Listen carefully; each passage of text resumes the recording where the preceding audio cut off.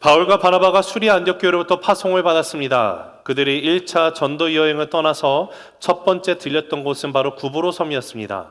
구브로 섬의 바보라는 도시에서 거기에 총독으로 있었던 서기오 바울이 예수님을 영접하고 나아가게 되는 것을 바울과 바나바가 경험을 하고 목격을 하게 됩니다. 그 후에 그들이 비시디아 안디옥이라는 내륙지로 들어오게 되는데요. 비시디아 안디옥이라는 곳은 해발 1000m 고지에 있는 산으로 둘러싸여 있는 도시입니다. 근데 이 도시에는 한 가지 특징이 있는데 거기 바로 아우구스투스 황제의 신전이 있었다라는 사실입니다. 여러분, 로마가 통치하던 도시들 가운데 신전이 있다는 것, 특별히 황제의 신전이 있는 것은 그 지역이 중요하게 여겨지는 곳이기 때문에 신전을 세우고 갔습니다. 그래서 비시디아 안디옥, 여러분이 화면에 지도를 잠깐 보시면 지금 이렇게 네모 표시되어 있는 곳인데요. 이 비시디아 안디옥은 사회, 정치, 질서 모든 면에서 로마 도시를 자그마한 소형 버전으로 만들어서 놓은 것과 같다라고 할 수 있을 정도로 흡사한 곳이 비시디아 안디옥이었습니다. 지금 바울과 바나바가 이제 비시디아 안디옥에 계속해서 1차 전도 여행 가운데 복음을 전하기 위해서 이곳에 도달했습니다. 그들이 비시디아 안디옥에 가자마자 했던 첫 번째 일은 바로 안식일날 유대인들의 회당을 찾았다라는 것입니다. 여러분, 이들이 가는 곳마다 회당을 찾고 나아갔는데 그 회당을 찾았던 이유는 거기에 이미 유대인들이 모여 있었기 때문에 그곳에서 복음을 전했던 것이죠. 근데 오늘 말씀을 통해서도 보면서 알게 되는 것은 이 정말 이방인들이 사는 지역에 있는 회당을 보면 유대인들뿐만 아니라 유대교로 개종한 이방인들도 함께 있었다라는 사실입니다. 소위 경건한 하나님을 경외하는 사람들, 경건한 유대인들과 함께 정말 그들과 하나가 되기 위해서 개종한 이방인들이 있었던 것을 우리가 보게 되는데요. 오늘 말씀 가운데서도 개종했다라는 단어를 쓰고 있음을 우리가 보았습니다. 읽었습니다. 근데 여기서 개종한다라는 단어를 우리가 생각할 때는 예를 들어서 불교에서 내가 불교를 믿던 사람이었는데 예수님의 그 복음의 메시지를 듣고 하나님의 능력 가운데 은혜 가운데 믿음으로 예수님을 내가 영접함으로 말미암아 나의 주인으로 영접함으로 내가 이제는 기독교인으로 개종했다라고 했을 때 이제는 그 불교는 이제 싹 끝나고 나는 이제 교회 안에서 크리스찬으로서 신앙생활을 하는 것을 우리가 개종이라고 말하잖아요. 종교를 바꿨다. 근데 이 로마 당시에는 이 개종이라는 것 자체가 그 개념이 성립이 안 되는 곳이었습니다. 왜냐하면 로마라는 이 로마 제국의 도시들은요, 다신교를 갖고 있는 제국이었기 때문에 다양한 신들을 그들이 함께 섬기면 섬겼지 굳이 하나만 섬길 필요가 없습니다. 예를 들어가지고 내가 A라고 하는 신이 내가 섬기는 신이에요. 그런데 어느 날 B라는 신에 대해서 알게 됐습니다. 이 B라는 신도 내가 마음에 들면 A라는 신과 B라는 신을 동일하게 나의 신으로 여기면 됩니다. 그러다가 누군가가 D라는 신을 알려주고 H라는 신을 알려줬으면 이 모든 신들이 좋으면 내가 그냥 다 함께 나의 신으로 여기고 나가면 되는 것이 로마 제국에 있었던 그들이 이해하는 종교성이고 문화였습니다.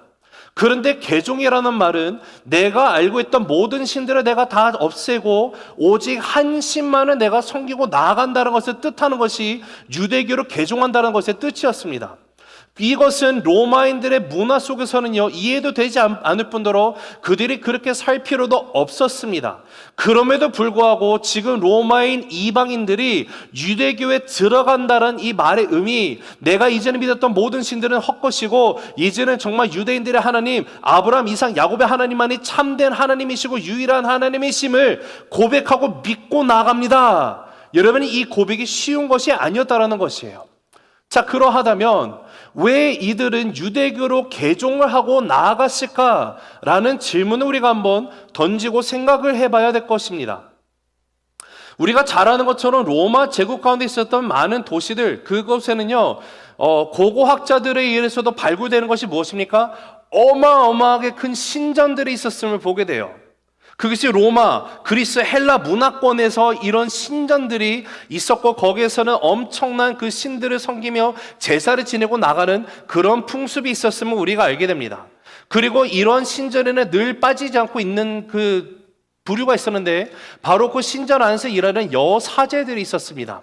이 여사제들이 하는 일이 무엇이냐면 신전에 오는 사람들이 신전의 그 예식에 따라서 제사를 다 드리고 난 다음에 마지막에 클라이막스로 피날레로 제가 전에도 설명드렸지만 이제 왔던 분들이 이 여사제와 함께 성관계를 갖고 가는 것이 그들이 말하는 신전에서 제사의 클라이막스입니다. 그래서 그 당시에 제사를 드려 좀 갔다 올게라는 말을요 조금 더 직설적으로 오버해서 표현을 하면 신전에 몸을 파는 이 여사제들과 내가 시간을 좀 보내고 올게라고 말할 수도 있다라고 할 수 있을 정도예요. 게다가 로마 제국은 이미 이곳에는 동성애가 보편화가 되어 있을 정도로 성적으로 타락한 곳이 바로 로마 제국이었습니다. 이런 사회 가운데 살아가고 있는 로마인들, 그들 가운데 이것을 그냥 문화로 받아들이면서 그렇게 함께 그것을 즐기며 나가는 사람들도 분명히 있었지만 그 중에는 분명히 이런 사회, 내가 사는 이 나라가, 이 세상이 왜 이렇게 되었을까 한탄을 하며 안타까운 사람들도 분명히 있지 않았을까 우리가 생각해 볼 수가 있겠죠. 오늘날 미국이 계속해서 동성애를 인정하고 가려고 하며 죄악 가운데 찌들어간다고 해서 우리가 이곳에서 동화돼가지고 그래 뭐 그런 거지 뭐 하면서 시대도 변했으니까 우리가 수용해야지 하고 살아갑니까? 아니면 이렇게 되는 것에서 한탄하며 눈물로 회개하며 기도하며 나갑니까? 동일한 거예요. 지금 로마 제국의 이런 시대적인 문화적인 종교적인 백그라운드에서 가장 가슴앓이를 할 대상이 있다고 하면 그들은 아마도 아내들일 겁니다. 여인들이요. 내 남편이 오늘도 나한테 여보 나 잠깐 신전에 가서 제사 좀 드리고 갔다 올게 라고 말을 하면 지금 신전에서 제사를 드리고 난 다음에 끝에 일어나는 그런 성행위가 있는 것을 알고 있는 아내가 세상에 그 어떤 아내가 그것을 알면서 좋아할까요? 기뻐할까요? 가정이 깨졌어요. 성적으로 타락해 있어요. 이것이 로마 제국의 시대적인 상황이었습니다.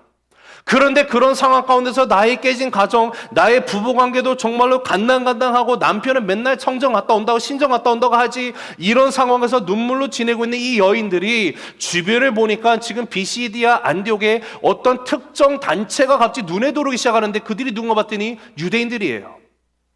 유대인들이 자신들의 회당에 모여서 사는데 그들의 삶을 보니까 유대인들은 철저하게 가족 중심적으로 있습니다. 도덕적으로도 성윤리에서도 어긋나지 않는 삶을 살아가요. 경건한 모습으로 살아가는 유대교 공동체가 눈에 뜰 수밖에 없었겠죠. 그 이후로 유대교에 들어오는 사람들이 생기기 시작했다는 거예요.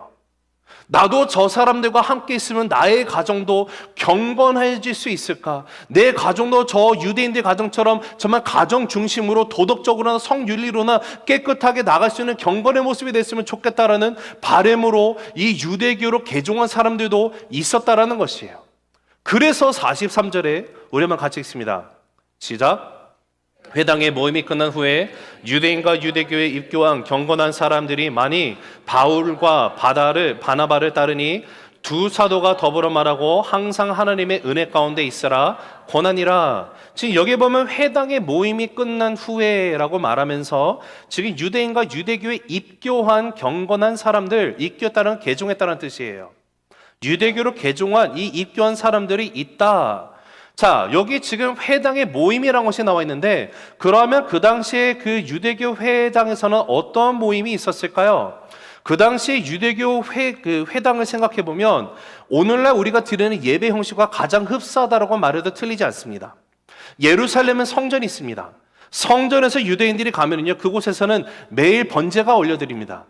그 번제물로 오는 동물들을 다 각을 떠야 되고요, 피를 쏟아야 되고요, 불을 사르러가지고 하나님이 받으시는 번제를 드리고 나가는 제사가 늘 있었습니다. 그러나 지금 유대인들이 디아스포라서 뿔뿔이 흩어져 살아가는 이방 땅에는요 성전이 있을 리가 없죠. 그렇기 때문에 그들이 정말 큰 절기, 명절, 유월절 같은 절기에 예루살렘을 가지 않는 이상은요 그들이 살고 있는 삶의 터전에서 유대인들이 회당을 짓고 나갔어요. 회당에서 모였습니다.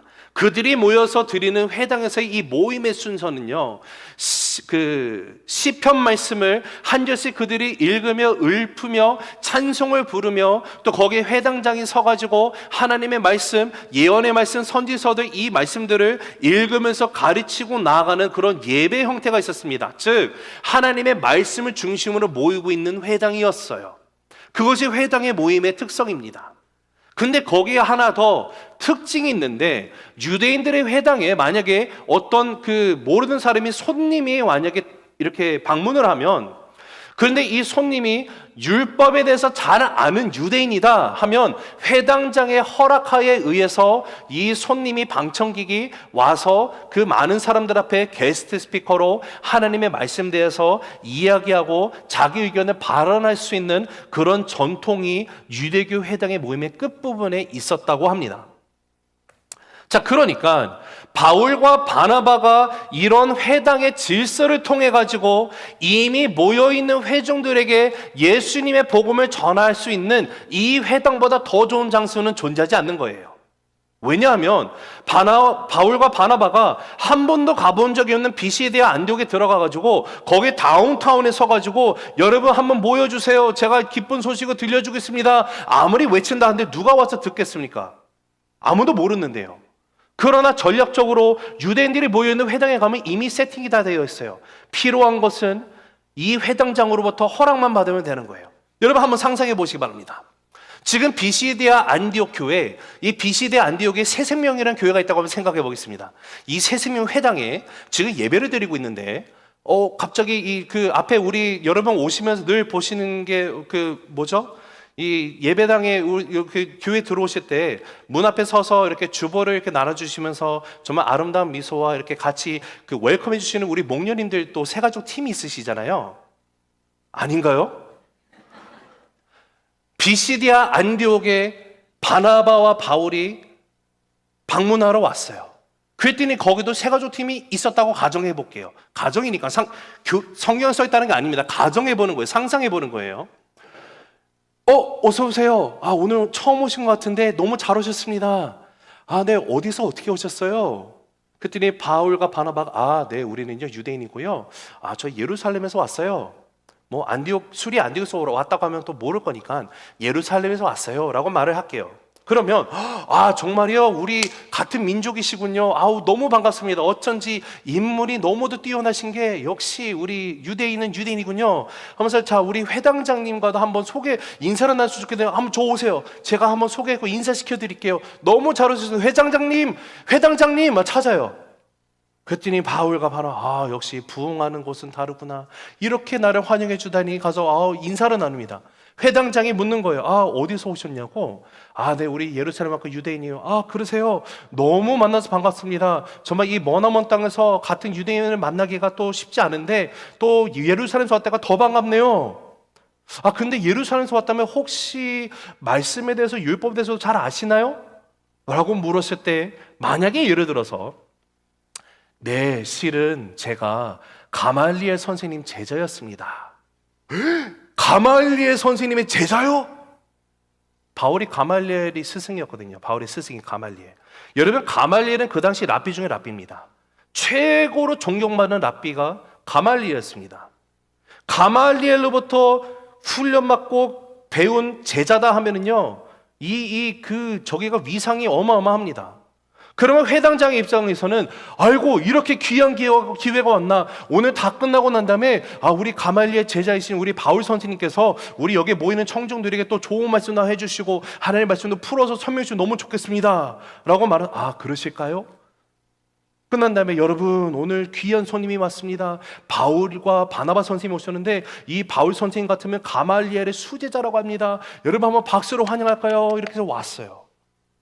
거기서 바울이 말씀을 전하는 거예요. 이렇게 바울이 회당에서 말씀을 전하는 것을 한번 상상해 보시기 바랍니다. 여러분, 이런 기회가 주어져서 바울이 가는 곳곳마다 회당을 중심으로 말씀을 전해요. 근데 말씀을 전하는데 사람들이 처음에는 석연치 않습니다. 얘 누구야? 그런데 말씀을 전하고 듣는데 눈이 계속 점점 더 번쩍번쩍 띄고 있어요. 진리의 말씀이 선포되면서 다른 사람들의 반응이 달라지기 시작합니다. 완전히 뜨거운 반응으로 변하기 시작을 해요. 여러분, 사도 바울이 이렇게 말씀을 전했는데 우리가 지난 시간에 바울이 전한 그 말씀이 뭐였는지 살펴봤었죠. 자, 16절에서 41절까지 긴 내용이니까 바울이 전했던 말씀의 핵심은 딱 4개였습니다. 4가지 메시지가 있어요. 첫 번째, 구약에 나와 있는 메시아가 오신다라는 사실에 대해서 전했어요. 두 번째, 구약에서 말하는 이 예언된 메시아가 바로 예수 그리스도라는 사실을 전했어요. 세 번째, 메시아신 예수님께서 이 땅에서 어떤 사역을 하셨고 궁극적으로 십자가에서 모든 죄를 짊어지시고 죄값을 치르시고 죽으시고 죽은 데서 그친 것이 아니라 부활하셨다는 사실을 증거했어요. 그리고 마지막 4번째, 이 메시아신 예수 그리스도를 여러분의 인생 가운데 주인으로 영접하고 나간다면 여러분의 죄가 죄사함을 받고 하나님 앞에 의롭다함을 받게 된다는 그 능력이 있음을 선포하고 나간 것이 바울이 전한 설교의 핵심이에요.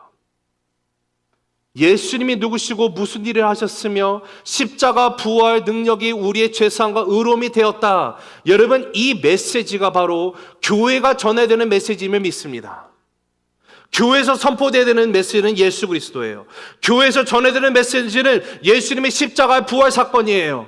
그리스도, 예수 그리스도를 전하지 않으면 교회는 교회로서의 존재의 가치를 하지 못하는 것이 됩니다. 교회에서 선포해야 되는 것은요, 예수님은 나의 인생의 주인을 영접하고 나가는 자들은 나의 모든 죄가 사해지는 죄사함을 받고 하나님의 의가 덮임을 말미암아 이제는 주님의 의로운 아들 딸이 된다는 사실을 선포하는 그 메시지가 있어야 되는 거예요. 여러분, 예수님의 십자가와 부활의 메시지를 증거하고 나가는 곳곳마다 우리가 오늘도 보고 계속해서 보겠지만 2가지 현상이 나타나게 됩니다. 첫째는 예수님을 정말 진정으로 진실로 나의 삶의 주인으로 영접하고 나가는 사람들이 나오고, 두 번째는 거절하고 나가는 사람들이 나와요. 자, 우리 한번 화면을 보시고 읽어보실까요? 시작. 생명의 복음이 전해지는 곳에는 반드시 영접하는 사람과 거절하는 사람이 동시에 일어납니다. 다시 한번 읽습니다. 시작. 복음이 전해지는 곳에는 반드시 영접하는 사람과 거절하는 사람이 동시에 일어납니다. 자, 우리 42절 43절 읽습니다. 시작. 그들이 나갈새 사람들이 청하되 다음 안식일에도 이 말씀을 하라 하더라. 회당의 모임이 끝난 후에 유대인과 유대교회에 입교한 경건한 사람들이 많이 바울과 바나바를 따르니 두 사도가 더불어 말하고 항상 하나님의 은혜 가운데 있으라 권하니라. 자, 복음을 증거하니까 예수님을 주인으로 영접한 많은 사람들이 있었다라는 것이에요. 자, 여기 보면 목사님 지금 여기 근데 아무도 영접했다는 말이 안 나오는데 어떻게 하십니까? 라고 물으신다면 여기 바울이 뒤에서 말하는 항상 하나님의 은혜 가운데 있으라는 이 권면을 통해서 우리가 알 수가 있습니다. 하나님의 그 은혜가 너에게 임하였기 때문에 항상 하나님의 은혜 가운데 있으라는 뜻이에요. 하나님의 은혜가 임하지 않았으면 하나님의 은혜를 받으라고 설교를 했을 것입니다. 그러나 하나님의 은혜가 임했다는 것은 무엇을 뜻합니까? 하나님께서 영으로 임하셨다는 말이 돼요. 다시 말하면 성령 하나님께서 여러분의 인생 가운데 임하셨음을 뜻합니다. 성령 하나님 역사하심으로 당신들이 들은 복음의 메시지, 예수님이 이제 여러분들이 믿고 영접하고 나갈 수 있는 이유는요, 하나님의 은혜가 임했기 때문에 그 은혜 가운데 항상 있으라고 말하고 있는 것이에요. 자, 44절을 보면 같이 읽습니다. 시작. 그 다음 안식일에는 온 시민이 거의 다 하나님의 말씀을 듣고자 하여 모이니, 자, 다음날 안식일에 바울과 바나바가 그 요청대로 갔습니다. 갔더니 어떤 일이 일어났어요? 지금 여기 이게 너무 과장처럼 들릴 수 있는데 온 시민이 거의 다 모였다라고 쓰여 있어요. 비시디아 안디옥에 사는 거의 모든 사람들이 모여 있다라는 거예요. 왜 왔습니까? 하나님의 말씀을 듣기 위해서 왔더라. 사랑하는 성도 여러분, 저는 우리 새생명교회가 이 비시디아 안디옥 회당에서 일어났던 것처럼 이 도시에 있는 거의 모든 사람들이 와서 하나님의 말씀을 듣는 이런 부흥과 은혜 역사가 넘치는 교회가 되기를 간절히 주님의 이름으로 기도합니다. 아멘이 작으시네요. 이럴 때 아멘 크게 하셔야죠. 다시 말합니다. 저는 우리 새생명교회고 이런 부흥과 은혜의 역사가 있기를 간절히 기도합니다. 여러분, 생명의 복음이신 예수 그리스도를 전하는 곳에는 반드시 예수를 주인으로 영접하는 자가 나오게 되어 있어요. 그러나 동시에 거절하는 일도 있습니다. 45절 보겠습니다. 시작.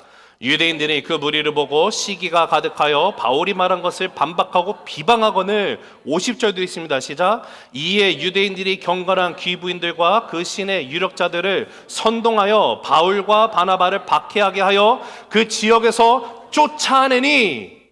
자, 바울과 바나바가 예수님을 전했는데 그 증거하는 자리에 영접하는 사람도 있지만 거절하는 자들도 동시에 나옵니다. 근데 여기 거절하는 자들의 특징이 하나가 나와 있는데 왜 거절했는가 봤더니 시기가 가득하더라. 시기했다라는 거예요. 아니, 내가 주도권을 잡고 있었는데 갑자기 바나바와 바울한테 한번 연설하라고 이 찬스를 줬더니 갑자기 모든 주도권이 뺏긴 것 같아요. 사람들이 이제는 바울과 바나바를 찾기 시작을 해요. 아니, 굴론돌이 박힌 돌을 빼내버린 격이 된 거예요. 그래서 지금 시기하며 시기심 때문에 어떻게 했다고요? 반박을 하고 있죠. 비방합니다. 근데 여러분, 여기서 이 장면 한번 생각해 볼게요. 지금 시기가 일어났잖아요. 우리가 창세기 4장에 가면 어떤 사건이 나오죠? 자, 창세기 1장은 창조에 대해서 나와 있습니다. 2장은 낙원에 대해서 얘기해요. 3장은 범죄가 나옵니다. 4장은 가인과 아벨 사건이 나와요. 여러분, 특이하게도 창세기 1, 2, 3장을 아무리 뒤져봐도요, 하나님 앞에 너희가 예배를 드려라, 어떻게 드려라, 이런 게 안 나와 있어요. 피의 제사는요, 나중에 모세가 시내산에서 율법을 받을 때 주십니다. 근데 여기 보면 아무도 말 안 했는데 가인과 아벨이 뭐로 하고 나갑니까? 놀랍게도 하나님 앞에 예배를 드리고 나가네요. 근데 거기서 어떤 일이 있어요?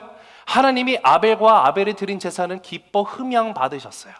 근데 가인이 드리는 이 제사와 가인은 하나님이 안 받으십니다.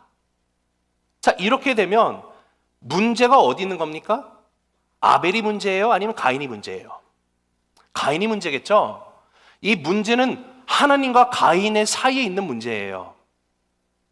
하나님이 안 받으셨으면 가인이 하나님 왜 제 제사는 안 받으십니까? 저도 아벨과 동일하게 예배하기 위해서 이렇게 했거든요. 그러면 하나님께서 가인아, 아벨은 이렇게 해서 나한테 줬는데 너는 이것이 하나가 모자라다. 너는 마음에서 주는 이것이 없구나. 예를 들어서 이렇게 말씀하시고, 왜냐하면 마음의 중심 보시는 하나님이시기 때문에. 그러면 하나님 죄송합니다. 제가 다음번에는 말씀하신 대로. 그래서 수정해서 하나님이 받으시기에 합당한 예배를 드리면 게임 끝. 그렇죠? 그런데 지금 가인이 아벨을 시기함으로 어떻게 돼요? 하나님과 나의 관계를 이제는 나와 다른 사람의 관계로 만들어버려요.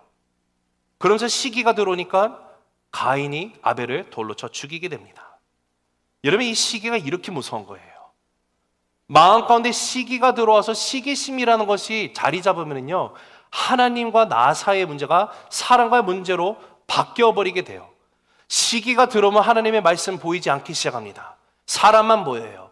시기가 들어오면 본질을 놓쳐버립니다. 하나님은 안 보이고요, 자꾸 내 눈에 밟히는 것은 사람밖에 없게 되는 거예요. 여러분, 오늘 이 자리에 여러분 예배 드리러 오지 않으셨습니까? 예배를 드리는데 내가 정말로 집중해서 하나님 앞에 예배 가운데 못 나간다, 예배자로 못 나가는 이유가 있다면요, 혹시 내 마음 가운데 여기 앉아있는 누군가를 향한 나의 어떤 시기나 그런 마음이 있어서 그 마음을 해서 내가 예배를 드리지 못하는 것은 아닌지 우리는 살펴봐야 돼요. 내가 교회에서 사역을 하면서 나갈 때도 사역 가운데 기쁨을 시작했었는데 이제는 섬기는 것이 싫기 시작합니다. 그냥 형식적으로 변해버리기 시작해요. 그러면서 사역하는 팀에 왜 이 사람은 있어서 나를 힘들게 하는 거야? 좀 나가버리면 좋을 텐데 맨날 나랑 맞춰도 상극이에요. 그러면서 막 서로 싫어하고 헐뜯고 시기하고 막 이런 막 분쟁이 일어나고, 여러분, 그러면요, 섬기면서 기쁨을 잃어버리는 것이 되는 거예요. 본질을 잃어버리는 거예요. 내 마음 가운데 시기심이 있느냐 없느냐 먼저 살펴봐야 돼요. 내 마음이 잘못됐느냐 안 되느냐 먼저 살펴봐야 되는 것이에요. 오늘 이 유대인들은 시기심에 사로잡히다 보니까 어떻게 합니까? 바울이 구약에 계시되어 있는 예수 그리스도 메시아에 대해서 말했어요. 전했어요. 예수님이 그 메시아이십니다. 예수님이 이 땅까지 오셔갖고 우리 죄를 짊어지고 십자가에 죽으시고 부활하셨습니다. 누구든지 예수 그리스도를 나의 삶 가운데 주인을 영접하면, 만일 내가 입으로 예수를 주로 시인하고 마음 가운데 하나님이 그를 죽은 자가서 부활시키셨음을 믿으면 너희가 구원 얻는다라는 로마서 10장 9절과 같은 말씀을 선포하고 나갔겠죠. 그런데 그 말씀을 선포하고 나갔는데 지금 이 유대인들이 어떻게 됐어요? 지금 하나님의 말씀을 날마다 성전에서 가르치던 이 사람들이, 회당에서 가르치던 사람들이 하나님의 말씀을 온데간데 보이지 않고요, 사람만 보이는 거예요. 왜요? 내 인기가 뺏긴 것 같거든요. 여러분, 경계해야 돼요. 그들이 시기심이 얼마나 심했는지 오늘 말씀해 보니까 반박했다. 헬러는 안테레곤이라는 단어가 쓰였는데 이것이 미완료형으로 쓰여 있습니다. 무슨 뜻이냐면, 바울이 한 말에 한 번만 반박한 것이 아니라 끊임없이 계속 반복하고 나가는 거예요. 바울이 한마디 하면 거기에 대해서 반박하고, 또 다른 말 거기서 또 반복하고, 계속 반복적으로 반박을 하고 나가는 거예요. 그리고 지금 50절에 박해하게 하여에서 해당하는 헬라어가 디오그모스라는 단어가 쓰여 있는데요, 이 단어의 뜻은요, 신체적인 가해를 입히다는 뜻을 갖고 있어요. 신체적으로 위해를 뜻해요. 바울과 바나바의 몸에 위해를 가면서까지, 가해를 가하면서까지 두 사람을 지금 비시디아 안디옥에서 쫓아내버리고 말았습니다. 여러분, 바울과 바나바의 존재 자체를 부정해버렸다는 말이 되면서 더욱 심각한 문제는 바울이 선포했던 하나님의 진리의 말씀 자체를 부정해버리는 문제가 생겼어요. 근데 그 이유는 오직 하나였어요. 그들 자신들이 설교할 때는 비교할 수 없을 정도로 뜨거운 반응을 지금 모여있는 사람들이 보이면서 인파가 몰려드는 데서 생기는 시기심 때문이에요. 여러분, 우리가 교회 안에서 아니면 우리의 일상생활에서 정말 하나님의 일, 주의 일을 하다가 보면은요, 이런 오해가 생길 수도 있어요. 때로는 내가 정말로 순수한 마음으로 하는데 나를 시기하는 사람들이 나를 공격하고 나갈 때가 있습니다. 또는 내가 정말 순수한 마음으로 정말 하나님 앞에 기쁨으로 섬기고 나가는 일, 뭐 말씀을 전하는 일, 이런 것을 하고 나갔었는데 어느 순간부터 누군가가 나보다 더 잘하는 것처럼 보이기 시작을 하고, 사람이 저 사람한테 가기 시작하면은 나도 모르게 시기심이 그 안에 심겨질 수도 있어요. 경계해야 됩니다. 여러분, 오늘 바울과 바나바는 분명히 그들이 했던 건 하나님의 말씀에 순종해서 가서 복음 전한 것밖에 없어요. 그랬더니 많은 사람들이 예수님 영접하는 일도 있었지만 유대인들이 시기심에 가득 차서 자신들을 이제 물리적으로 가해도 하고요, 반박을 하면서 몰아내게 되는 것을 경험하게 됩니다. 여러분, 누군가로부터 이러한 거절을 당하고 반박을 당하고 박해를 당할 때 믿는 성도는 과연 어떻게 반응을 해야만 할까요? 오늘 바울과 바나바의 모습을 통해서 우리가 두 가지를 기억했으면 좋겠습니다. 자, 첫째, 같이 읽습니다. 시작. 거절을 통해 하나님의 뜻을 발견하라. 한 번 더 읽습니다. 시작. 거절을 통해 하나님의 뜻을 발견하라. 자, 46, 47절 읽어보실까요? 시작. 바울과 바나바가 담대히 말하여 이르되 하나님의 말씀을 마땅히 먼저 너희에게 전할 것이로되 너희가 그것을 버리고 영생을 얻기에 합당하지 않은 자로 자처하기로 우리가 이방인에게로 향하노라. 주께서 이같이 우리에게 명하시되 내가 너를 이방의 빛으로 삼아 너로 땅끝까지 구원하게 하리라 하셨느니라 하니, 비시디아 안디옥 회당의 유대인들로부터 거절을 당하게 된 바울이 깨달은 사실이 있어요. 그것은 바로 하나님의 뜻을 재차 확인하게 되었다는 것입니다. 지금 여기 46절 47절에서 하는 얘기는 이미 이사야서 49장 6절에 이미 예언되어 있는 말씀이었어요. 자, 한번 같이 읽어보실까요? 이사야 49장 시작. 그가 이르시되 내가 나의 종이 되어 야곱의 지파들을 일으키며 이스라엘 중에 보존된 자를 돌아오게 할 것은 매우 쉬운 일이라. 내가 또 너를 이방의 빛으로 삼아 나의 구원을 베풀어서 땅 끝까지 이르게 하리라. 여기 보존된 자라는 것은 남은 자를 뜻합니다. 지금 바울과 바나바가 가는 곳곳마다 회당에 가서 했던 것이 무엇입니까? 자기 종족들 유대인들에게 이스라엘 중에 남은 자들이 돌아오게 하기 위해서 가서 하나님의 말씀, 복음의 메시지, 예수 그리스도를 가르치고 선포하고 나갔다라는 것이에요. 그런데 문제가 어디서 일어납니까? 이 진리의 말씀을 들은 이 유대인들이요, 버렸다라는 거예요. 받지 않겠다라는 거예요. 너희가 영생을 얻기에 합당하지 않은 자로 자처했다라는 것이에요. 그러하기 때문에 이제는 우리가 누구를 향한다고요? 이방인에게 가겠다. 여러분, 하나님이 사도 바울을 다메섹 도상에서 만나 주십니다. 바울이 자기의 히브리식 이름 사울을 썼을 때 그가 다메섹 도상에서 예수님을 만났어요. 환한 빛을 보면서 눈이 멀어버립니다. 그런데 그 빛 가운데 음성이 들려와요. 사울아 사울아 나를 왜 박해하냐? 주님 누구십니까? 네가 박해하는 예수라. 내가 무엇을 해야겠습니까? 너를 이방인의 그릇으로 내가 삼아서 너를 보낼 것이다. 하나님이 정하셨어요. 바울이 깨닫는 거예요. 유대인들이 형제들을 생각하고 가서 보는 꿈을 전하는데 오히려 거기는 튕겨져 나가고 이방인들이 와서 예수님을 믿고 나가는 것 사실을 보면서 지금 이사야서 49장 6절의 말씀을 상기하면서 다시 한번 얘기하며 또 그를 소명의 자리를 부르셨던 사명의 자리를 부르셨던 그 사건 그 순간을 바울이 다시 한번 확인하게 되는 거예요. 여러분, 이처럼 거절이라는 것도 거절을 통해서도 반드시 하나님의 뜻이 있음을 믿으시기 바랍니다. 거절을 당했다고 하나님 왜 이러십니까? 하지 마시고요. 하나님을 사랑하는 자, 그 뜻대로 부르심을 받은 자들에게는 모든 것이 합력하여 선을 이루시는 하나님이라고 하지 않으셨습니까? 만약에 그 하나님을 진실로 믿는다고 하면 나의 어려운 상황, 극심한 환경, 거절을 당하는 것, 박해당하는 모진 고난, 이 모든 상황 가운데서도 분명히 하나님의 뜻이 있으며 그 뜻을 우리는 발견하게 될 줄로 믿습니다. 거절을 통해서 하나님이 주시는 메시지가 너무너무 명확해지는 거예요. 아, 맞아. 하나님이 나를 이방인의 그릇으로 부르셨지. 이방의 빛으로 삼아 나의 구원을 베풀어 땅끝까지 이르게 하리라 하신 말씀. 맞아. 내가 바라볼 것은 유대인들뿐만 아니라 이방인을 향해서 나가는 것이지. 이 거절을 통해 하나님의 구원의 은혜, 그 부르심을 다시 한번 확인하게 됐어요. 여러분, 유대인들이 이 복음을 거절했다고 해서 하나님의 뜻이 실패한 겁니까? 아니죠. 오늘 말씀을 보면 놀라운 일이 일어납니다. 48절 49절 읽어볼게요. 시작.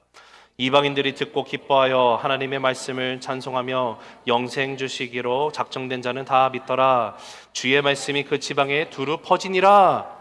여러분, 하나님의 말씀을 거절한다고 하나님의 뜻이 안 이루어진 것이 아니라 오히려 그 거절을 통해서 하나님의 구원의 은혜가 더 풍성하게 맺혔다라는 것이에요. 여기서 이방인들이 듣고 기뻐합니다. 하나님을, 예수님을 나의 삶의 주인으로 영접하고 나갑니다. 거절하는 사람이 있다 할지라도 하나님의 뜻은 반드시 이루어짐을 믿으시기 바랍니다. 자, 두 번째 같이 읽습니다. 시작. 발의 티끌을 잘 떨어버리라. 한 번 더 읽습니다. 시작. 자, 50절 51절 읽어보실까요? 시작. 이에 유대인들이 경건한 귀부인들과 그 신의 유력자들을 선동하여 바울과 바나바를 박해하게 하여 그 지역에서 쫓아내니 두 사람이 그들을 향하여 발의 티끌을 떨어버리고 이고니온으로 가거늘. 자, 지금 유대인들이 얼마나 시기했는지 사람들을 선동합니다. 바울과 바나바를 강하게 박해합니다. 엄청나게 큰 어려움이 주어졌어요. 나를 물리적으로 나한테 해칩니다. 해를 가합니다. 그랬더니 바울과 바나바가 어떻게 합니까? 거기서 맞서서 항변하고 싸워요? 아니요. 그냥 발의 티끌을 떨어버렸다라는 이야기가 나오고 있어요. 이 발의 티끌을 떨었다. 혹시 이 장면을 우리가 보면서 기억나는 예수님의 말씀 혹시 있으십니까? 자, 마태복음 10장 한번 읽어볼게요. 10장 14절 시작. 누구든지 너희를 영접하지도 아니하고 너희 말을 듣지도 아니하거든 그 집이나 성에서 나아가 너희 발의 먼지를 떨어버리라. 예수님께서 제자들을 짝을 지어서 전도를 보내셨을 때 주신 디렉션이 이랬어요. 너희를 영접한 그곳에 거하면서 복음의 말씀을 전하고 하나님의 나라를 선포하고 그러나 너희를 거절하는 곳은 뒤도 돌아보지 말고 발에 먼지를 털어버리고 가. 예수님이 주신 말씀대로 지금 바울과 바나바가 그대로 순종했음을 보게 됩니다. 자, 근데 여기서 한번 생각해 봐야 되는 것이, 그러면 발에 먼지를 떨어버린다는 것은 무슨 의미를 갖고 있습니까? 자, 몇 가지 의미가 있어요. 첫째는 유대인들에게 있어서 발에 그 먼지를 언제 터냐면, 그들이 예를 들어서 예루살렘 성을 벗어났습니다. 여행을 갔다 오다가 잘못해가지고 사마리아 경계선의 사마리아 땅을 잠깐 아차 밟았어요. 그러면 자신은 더러워지게 됩니다. 그리고 이 더러진 상황 가운데서 정결의 의식을 다 하겠죠. 근데 그 중에 또 예루살렘 성에 들어가기 전에 바깥에 그 더러운 땅들을 밟고 왔으면 어떻게 합니까? 예루살렘 성에 들어가기 전에 발에 묻어있는 모든 먼지를 털어야 돼요.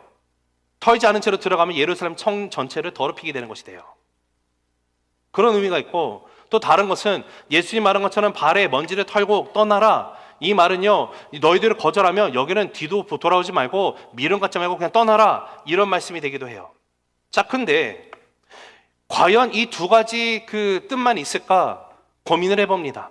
왜냐하면 만약에 예수님께서 하시는 말씀이 너희를 거절하고 복음을 전했는데 믿지 않는 사람들 그냥 너네 그냥 다 그냥 잘라, 그냥 생각 말고 그냥 다음 move on, 만약에 이렇게 얘기하신다면 여러분, 아직도 예수님 믿지 않은 저희 가족은 어떻게 됩니까?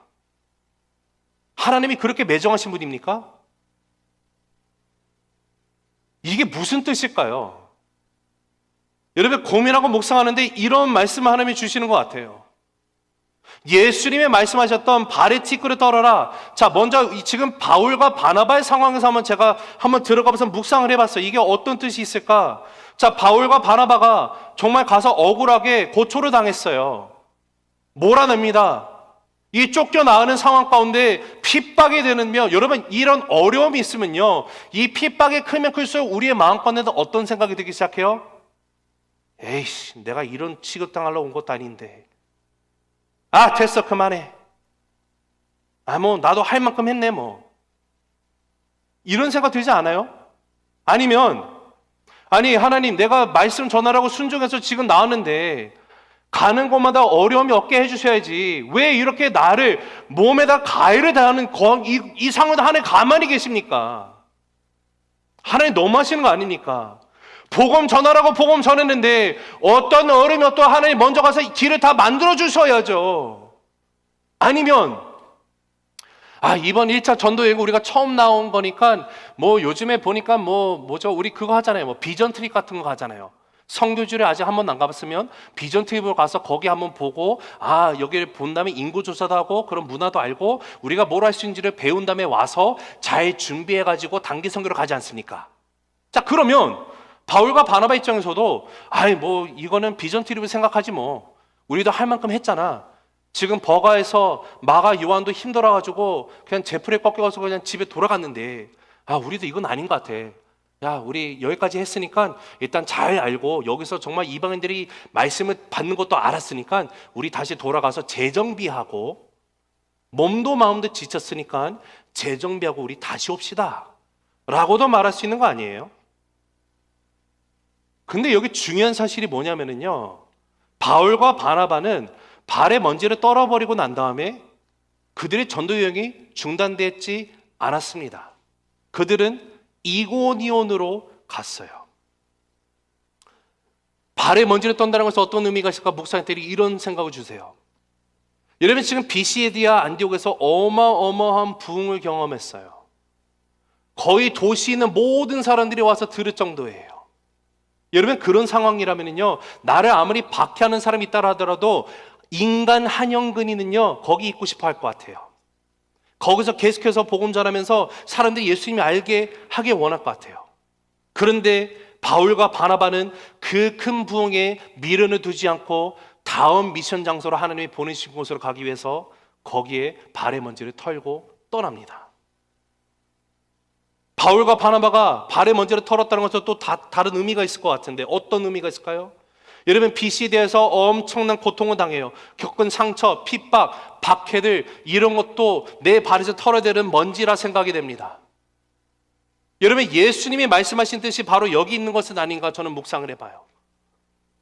복음을 전하다 보면 나에게 욕하는 사람들이 있거든요. 복음을 전하다 보면 나에게 막 뭐라고 하면서 나를 정말 심하게 거절하는 사람들이 있고요. 그러다 보면 상처가 생길 수도 있어요. 그런데 복음을 전하고 나가는 순간 가운데 생기는 상처들을 내가 그것을 붙들고 있으면 어떤 일이 일어나는지 압니까? 다시는 복음 전하지 못해요. 과거의 상처에 내가 사로잡혀 있으면은요, 과거의 상처를 붙들고 있는 사람 치고 앞으로 전진하는 사람 아무도 없습니다. 복음을 전하다가 박해를 받은 거, 이거 내가 붙들고 있으면 더 이상 못하는 거예요. 진짜 저 술이 안 되고 돌아가야 되는 거예요. 그러하기 때문에 내가 복음을 전하고 나가는 상황에서 생기는 상처들, 이런 것들 때문에 내가 현재를 살아가지 못한다면 이 먼지를 털어버리라는 뜻이에요. 이게 중요합니다. 여러분, 신앙의 여정 가운데 중도 하차라는 것이 있을 수 없어요. 우리는 계속 전진해 나가는 거예요. 그런데 나의 삶 가운데 상처가 생깁니다. 거절이 들어와요. 누군가 나에게 욕을 하면서 나가요. 음담패설을 쏟아붓기 시작을 합니다. 그러면 나도 모르게 내 마음 가운데 힘듦이 생겨요. 마음이 상하죠. 나도 같이 욕을 하기 시작을 합니다. 이런 걸 내가 붙들고 있으면요, 나는 더 이상 나갈 수가 없는 거예요. 이런 거 생기면요, 교회 떠날 생각합니다. 이런 거 생기면 사역 그만둘라고 합니다. 이거 우리 다 털어버리는 먼지라는 거예요. 다 털어버리시기 바랍니다. 어떤 어려움이 있을 때 중단하는 것이 아니라 그 어려움 자체를 묵상하지 마시고요, 믿음을 털어버리세요. 털어버리고 예수님 바라보면서 나를 인도하시는 다음 이 이고니온으로 가면 되는 거예요. 아무리 어려워도 이고니온이 나를 기다리고 있어요. 이곳으로 하나님은 나를 인도하세요. 우리 사랑하는 새수명 가족 여러분, 여러분의 삶 가운데 혹시 과거의 어떤 일 때문에 그 일로 인해서 마음 가운데 감정적으로, 경험적으로 묶여 있는 것들이 있으십니까? 만약에 있으시다면 나사렛 예수 그리스도 이름으로 그 모든 묶인 것들이 풀리게 되고, 여러분 그런 모든 먼지들을 훌훌 털어낼 수 있는 저와 여러분 모두가 되시기를 간절히 주님의 이름으로 기도합니다. 말씀을 맺습니다. 여러분, 생명의 복음이 전해지는 곳에는 그 복음의 메시지 가운데 준비된 자들, 마음이 옥토 받친 자들은 그 예수님을 나의 삶의 주인으로 영접하고 나가는 놀라운 역사가 일어나요. 그런데 동시에 복음이 선포되어지는 곳에는 거절하는 자도 있다라는 사실이에요. 여러분, 내가 거절을 당했다서 하나님의 뜻이 실패한 것이 아닙니다. 하나님은 분명히 모든 것이 합력하여 선을 이루시는 하나님이십니다. 그러다면 내가 경험하는 거절을 통해서도 하나님이 뜻이 있으면 우리가 함께 믿음으로 바라보게 되기를 소망합니다. 하나님은 거절을 통해서도 놀라운 역사를 이루시는 분이십니다. 그렇기 때문에 하나님 앞에서 거절의 유익을 누릴 수 있는 믿음이 생기는 저와 여러분 되기를 간절히 바랍니다. 여러분, 발의 티끌 잘 떨어야 돼요. 우리가 살다 보면, 함께 신앙생활 하다 보면, 함께 사역하다 보면 마음에 어려움이 생겨요. 마음에 상처 생깁니다. 그런데 여러분, 그 상처 묵상하면요, 나는 앞으로 전진해 나갈 수가 없어요. 여러분, 그런 모든 상처 같은 먼지들 털어지기 바랍니다. 상처로 사는 것이 아니라 하나님이 주시는 비전과 꿈으로 살기 원합니다.